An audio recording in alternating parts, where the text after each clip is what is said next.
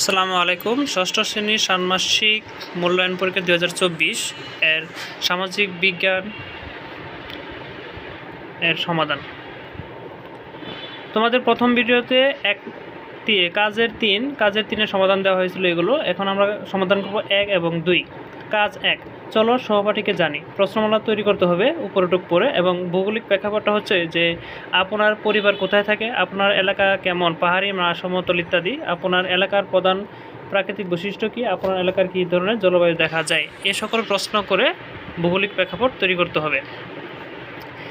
এরপরে আমাদের খতে যেটা ছিল যে সামাজিক ও সাংস্কৃতিক প্রেক্ষাপট, আপনার পরিবারের প্রধান ভাষা কী, আপনার পরিবারের প্রধান সংস্কৃতি ধর্ম কী, এবং উৎসবগুলো উদযাপন করা হয় কিনা, এবং পরিবারের সদস্য কোন পেশায় নিয়োজিত, এই সকল প্রশ্নগুলো তোমার বন্ধুকে করবে। এরপর জোড়া গঠন ও তথ্য সংগ্রহ করি। জোড়া গঠন করে সহপাঠীর কাছ থেকে সাক্ষাৎকারের মাধ্যমে তথ্য সংগ্রহ করে নিচের একটা ছক দেওয়া থাকবে, এই ছকটা পূরণ করতে হবে। একটু খেয়াল করো, এই ছকের ভিতরে তোমার সহপাঠী অনুসন্ধানী বিষয়বস্তু নির্ধারণ করেছে, বা তুমি যে অনুসন্ধান করবা এই সকল যাবতীয় অংশের এখানে হ্যাঁ এবং না বোধক আছে। এখানে কি করবা, সবগুলাতে তোমরা হ্যাঁ নিচে টিক চিহ্ন দিয়ে দিবা।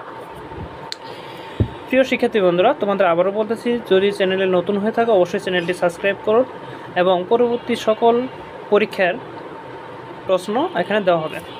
কাজ 2 ছিল অতীত এবং বর্তমানের সামাজিক প্রেক্ষাপট। এখানে অতীত বাংলা জীবন জীবিকা এবং বর্তমানে আমাদের সহপাঠী এলাকার মানুষের জীবন এবং জীবিকা তুলে ধরা হয়েছে। তোমরা এটুকু পড়ে নেবা, ঠিক আছে? ঘরবাড়ি, কৃষিকাজ, নৌকা দিয়ে চলাচল করতো, গরু গাড়ি দিয়ে চলাচল করতো এগুলা, এবং আধুনিক কালে কি ঘোড়াগাড়ি বা নৌকা নেই, এখন কি বাস, ট্রেন, রিক্সা ইত্যাদি।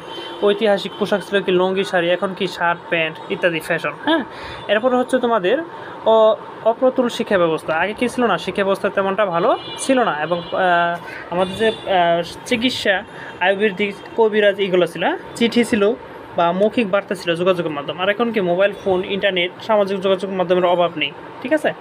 এরপরে হচ্ছে যে গ্রামীণ খেলা, আর এখন কি টেলিভিশনে গেম ইত্যাদি হয়ে গেছে। এরপর ছক 2 ছিল বিভিন্ন ভূ প্রাকৃতিক বৈশিষ্ট্য এবং মানুষের জীবন ও জীবিকা। এখানে দেখো নদী অঞ্চল, পাহাড়ি অঞ্চল, সমতল অঞ্চল, সৈকত এলাকা, ভূমি ও দ্বীপ অঞ্চল, চরের এলাকা, বনাঞ্চল বা নগর এলাকা, এই যে বৈশিষ্ট্যগুলো বলছে, এখানে আমাদের অতীতের মানুষের কিভাবে জীবন জীবিকা করতো এবং বর্তমান মানুষের জীবন জীবিকা কীভাবে করতেছে, এই সকল তুলে ধরা হয়েছে। প্রিয় শিক্ষার্থীরা বন্ধুরা, আমার চ্যানেলটি অবশ্যই সাবস্ক্রাইব করবা।